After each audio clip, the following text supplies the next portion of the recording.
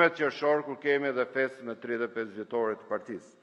Do ndjekim, detyrat do t'jenë ndjekja dhe raportimi proceset zgjedhor në çdo organizat, nëpërmjet sistemit ton tashmë të konsoliduar online digital të Partisë Socialiste.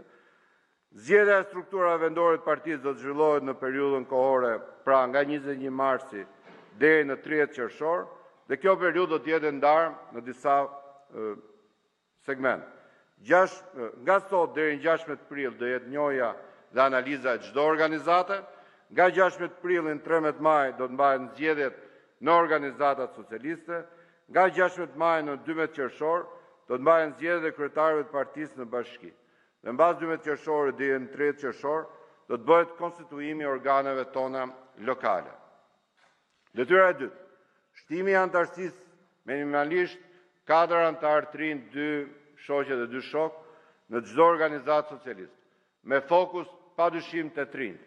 Do të jetë detyrë e çdo anëtarit të Asamblesë Kombëtare që në çdo qendër votimi të krijojë nuklet e të rinjve, mbështetës jo domosdoshmërisht anëtar të Partisë Socialiste. Dhe do të jetë detyrë e çdo njërit për ju që të ketë një takim me 5 të rinj në çdo qendër votimi në zonat rurale dhe mbi 10 në qendrat urbane.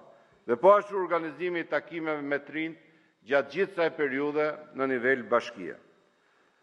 Nderuar miq, në prag të 35 vjetorit të Partisë Socialiste, punë e kësaj asambleje do të jetë dhe propozimi i programit posaçëm për vlerësimin e kontributorëve të saj ndër vite.